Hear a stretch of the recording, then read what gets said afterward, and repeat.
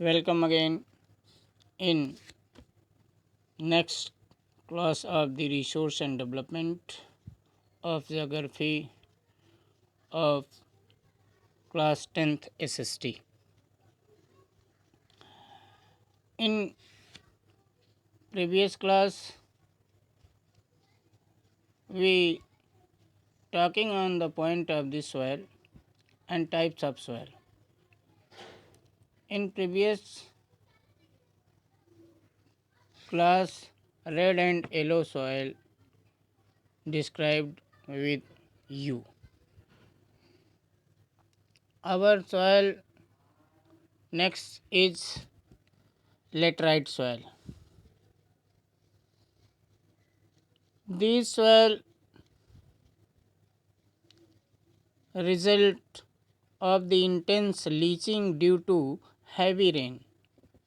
जिन area में heavy rain होता है means more than 250 centimetre annually, इससे जहाँ ऊपर होगा वहीं पे इस टाइप की सॉइल के पाए जाने की संभावना बढ़ती है.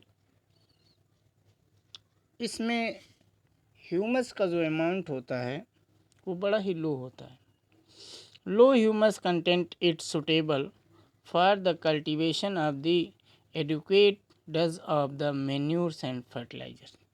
चूँकि ह्यूमस कम है इसलिए इसमें अगर हम क्रॉपिंग करने का प्रयास करते हैं तो हमको मैन्यूर्स फर्टिलाइजर्स वगैरह अलग से और एक्स्ट्रा देना होता है और सॉइल की अपेक्षा in the respect of the other soil. These soil suitable for the cashews nut develop in area of the high temperature and heavy rainfall. In class 9th में आपने रेनफॉल देखा था कि रेनफॉल डिपेंड्स है temperature पे and temperature is main component of the environment. जैसे जैसे temperature increase करेगा वैसे वैसे और variables of the atmosphere affected होते चले जाते हैं. तो this type of soil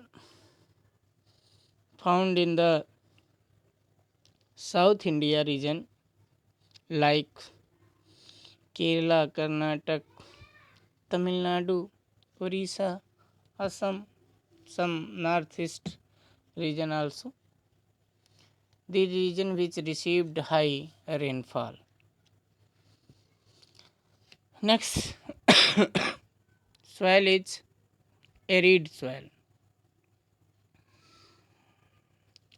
These are in color of brown or red. दो तरीके से इसका कलर हमें कभी कभी देखने को मिल जाता है और इसमें जो कंपोजिशन है वो सैंड्स कुछ अधिक मात्रा में होता है. Sandy in texture, saline in nature. जो इसका नेचर ऑफ द सॉइल है वो सैलाइन है, इसलिए ये बहुत ज़्यादा हमें कम मीन्स क्रॉप प्रोडक्शन के लिए यूटिलिटी में आती नहीं है. और in some areas the salt content in high, और सलाइन होने की वजह से कहीं कहीं अधिक मात्रा में इस सॉइल में क्या पाया जाता है, सॉल्ट. और अगर सॉल्ट है तो निश्चित है कि वो क्रॉप प्रोड्यूसिंग सॉइल नहीं हो सकती और इसमें जो ह्यूमस होगा वो लाजिम सी बात है बहुत ही कम होगा. तो like humus and the moistures, these soils found in lower level of the soil and if we want to cropping in this type of soil, means arid soil, then we must to be develop a good irrigation system. बहुत अच्छी सिंचाई सुविधा वहाँ पे हमें उपलब्ध करानी पड़ेगी. It means when we drained to the soil by the water, जब हम सॉइल को पूरे वाटर से ड्रेन कर देते हैं, पूरे उसमें पानी भर देंगे, तो जो हमारी सेलाइन मीन्स सॉल्ट के कंटेनेंट्स हैं, अमाउंट्स हैं, वो धीरे धीरे सॉइल के वाटर के साथ क्या होगा, डाइल्यूट होगा, और डाइल्यूट होकर के नीचे चला जाएगा.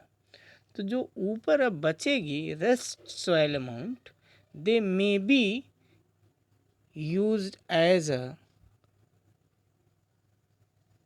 crops producing soil with the editing of the manures and fertilizers.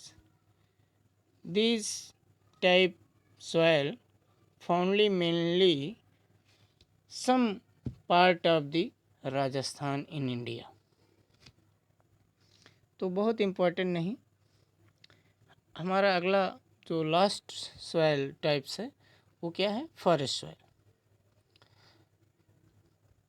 Forest soil कोई कंपोजिशंस के अकॉर्डिंग नहीं, कोई उनके बहुत ज़्यादा मैन्यूर्स के अकॉर्डिंग नहीं, ह्यूमस के अकॉर्डिंग नहीं. तो क्या है कि जिन रीजन में forest means flora vegetations growing amount ज़्यादा है, उन रीजन्स को हम, उन रीजन की जो सॉइल है वो फॉरेस्ट सॉइल के रूप में देखी जाती है. In this region loamy and silty in the valley of the crosses of grain in upper slopes, fertile in lower part of the valleys. Texture varies according to the mountain environment, and these are acidic with low humus content. Mountain in hilly, mountainous which are the sufficient rainforest are available. This is type of soil found in hilly area, mountainous region.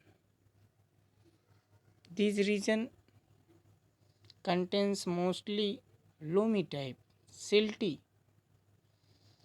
They have not a good amount of humus. There were some floras growing naturally, and these region rich in rainfall, so the flora grow up in this region. At this way our soil and soil types clear. अब मामला होता है conservation of soil और soil erosion and land degradation. ये जो soil है दिनों प्रतिदिन इसके ह्यूमस कम होते जा रहे हैं, डिक्रीइंग पोजीशन में चली जा रही है. तो इसमें क्या है, आपसे कभी कभी एक नंबर पूछा what do you mean by the soil erosion और land degradation. The removing of the upper layer of the crust called the soil erosion, and also upper level, ऊपरी परत जब हमारी डीके हो जाती है, जब हमारी रिमूव होने लगती है, वही क्या कहलाती है, सॉइल इरोजन. और जब लैंड का एक पार्ट, लैंड की एक पूरी तह, ठीक, a layer of land cutting और sliding, they are known as the land degradation. दोनों अलग अलग चीज़ें हैं. इनके दोनों की कॉजेस ह्यूमन भी हो सकते हैं एंड नेचुरल भी हो सकता है.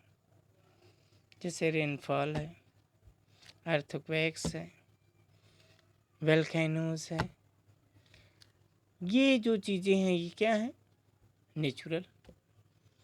ह्यूमन बीइंग भी इसके लिए रिस्पॉन्सिबल है।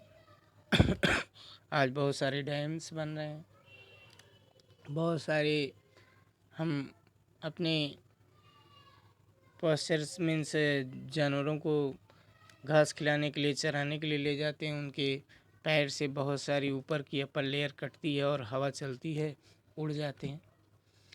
तो इन सभी के माध्यम से मीन्स दोनों ह्यूमन और नेचुरल कॉजेज हैं हमारे soil erosion and land degradation के।